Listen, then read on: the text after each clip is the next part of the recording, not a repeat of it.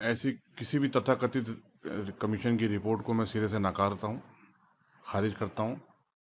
Being a Indian, Hindustan इस वक्त मुसलमानों के लिए सबसे बेहतर और खुशहाल मुल्क है। तो पाकिस्तान की तो बात करना ही बेकार है कि वहाँ पर तो जितना आतंकवाद को बढ़ावा दिया गया है, पूरी दुनिया जानती है वो।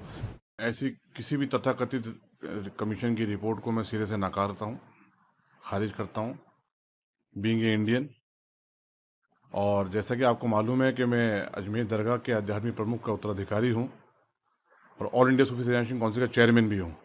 मैं बड़ी जिम्मेदारी के साथ ये बात कहना चाहता हूँ, हिंदुस्तान में हर मज़हब के लोगों को पूरी तरीके से उनके मज़हब के हिसाब से जीने की पूरी तरीके से आज़ादी है।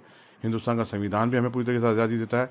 अल्हम्दुलिल्लाह, जैसा कि आपने कल ही देखा होगा कि किस तरीके से मुसलमानों ने बढ़ चढ़ करके ईद की नमाज़ अदा की और तमाम मज़हब के लोग वहाँ मौजूद थे। सबने एक दूसरे से मिलजुल करके वहाँ पर इस खुशी को मनाया, और इससे पहले हमारे यहाँ दूसरे रिलीजन से सबने मिलजुल के मनाया।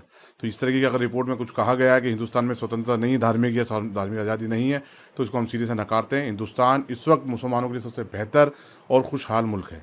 अच्छा, इसी रिपोर्ट में कहा गया है कि भारत में धार्मिक तनाव की घटनाओं को पूरी तरह से नजरअंदाज किया जा सकता है। बिल्कुल गलत है। देखिए, जहाँ पर भी धार्मिक तनाव या कोई उत्पाद होता है तो प्रशासन बिल्कुल ऑन द स्पॉट डिसीजन लेता है और कार्रवाई करता है, और जो भी दोषी होते हैं उनको सजा दी जाती है। यहाँ पर किसी किस्म का कोई भेदभाव नहीं है, ऐसा कुछ नहीं है। जिसने कुछ करा है क्राइम, तो उसको उसमें सजा दी जाएगी। भारत की तुलना पाकिस्तान और बांग्लादेश जैसे राजनीतिक रूप में अस्थिर देशों से करना कितना उचित है? देखिए, बांग्लादेश के हालात भी आपने पिछले थोड़े दिन पहले देखे, वहाँ के हालात थे, किस तरीके से धार्मिक उन्माद हो रहा था। और ख़ासतौर से पाकिस्तान की आप बात करते हो, पाकिस्तान की तो बात करना ही बेकार है कि वहाँ पर तो जितना आतंकवाद को बढ़ावा दिया गया है, पूरी दुनिया जानती है वो। और अभी कल परसों में ही जब ये न्यूज़ चल रही थी आपके नेशनल टीवी के माध्यम से हम लोगों ने देखा कि वहाँ के जो आर्मी चीफ है आसिफ मुनीर, उन्होंने किस तरीके से शिया समुदाय के धर्मगुरुओं को बुला करके धमकाया है और धमकी दी है कि अगर ईरान का सपोर्ट करना है तो आप ईरान में चले जाएं। और आप देखिए, जब से ईरान पे हमला हुआ, हिंदुस्तान में जगह जगह बाकायदा उसके खिलाफ प्रदर्शन हुए हैं। लोगों ने खुल करके ईरान का समर्थन किया है। क्या हिंदुस्तान की हुकूमत ने किसी को भी आधिकारिक तौर पे बुला करके टोका, ये ऐसा कहा कि आप ऐसा ना करें? तो अमेरिका को ऐसे लोगों को भी देखना चाहिए।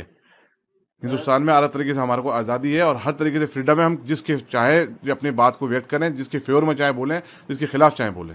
राष्ट्रीय स्वयं सेवक संघ के अंतर्राष्ट्रीय स्तर पर की गई आलोचना से क्या संगठन की छवि पर कोई प्रभाव पड़े?